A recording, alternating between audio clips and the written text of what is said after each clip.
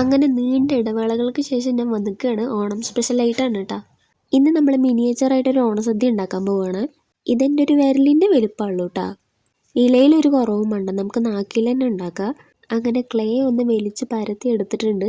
ഇനി ഒരു സൂചി ഉപയോഗിച്ചിട്ട് ഇലൻ്റെ ടെക്സ്ചർ നമുക്ക് വരുത്തി കൊടുക്കാം. ഇതൊട്ടും പറഞ്ഞാൽ കേൾക്കാത്തൊരു ക്ലേ ആയിരുന്നു കേട്ടോ. ഇങ്ങനത്തെ ക്ലേ എടുക്കാതിരിക്കാൻ നല്ലത്, നമ്മുടെ കയ്യിൽ ഒട്ടിക്കൊണ്ടേയിരിക്കും കേട്ടോ. പിന്നെ ഞാൻ കുറേ സംഭവങ്ങളൊക്കെ ഉണ്ടാക്കി. ഇതിൻ്റെ പേരൊക്കെ എന്താണെന്നൊന്നും എന്നോട് ചോദിക്കണ്ട. ഇനി നമുക്ക് പെയിൻറ്റിങ് പരിപാടി തുടങ്ങാം. പിന്നെ പഴം, പിന്നെ കറികളിലൊക്കെ ഞാൻ കളർ അടിച്ചിട്ടുണ്ട് കേട്ടോ. ഇനി ഉണങ്ങിയതിന് ശേഷം നമുക്ക് ഇതൊക്കെ ഒന്ന് ഒട്ടിച്ചു കൊടുക്കാം. ചോറ് വന്നു, പഴം വന്നു, പപ്പടം വന്നു, പിന്നെ തോരൻ വന്നു, ഓലം വന്നു, കാളം വന്നു, അവിയൽ വന്നു. അങ്ങനത്തെ ഡയലോഗാണ് ഇപ്പോൾ എനിക്ക് ഓർമ്മ വരുന്നത്. അങ്ങനെ ഓരോ സംഭവങ്ങളായിട്ട് നമുക്ക് വെച്ചു കൊടുക്കാം. പിന്നെ മെയിനായിട്ട് 2 കൂട്ടം പായസം ഉണ്ട് കേട്ടോ. പിന്നെ മെയിൻ സാമ്പാർ ഇല്ലാണ്ട് എന്ത് ഓണസദ്യ അല്ലേ. ഞാനിത് ഫെവിക്കോളിൽ ബ്രൗൺ കളർ മിക്സ് ചെയ്തതാണ് കേട്ടോ. അപ്പം എങ്ങനെയുണ്ട് എൻ്റെ ഓണസദ്യ?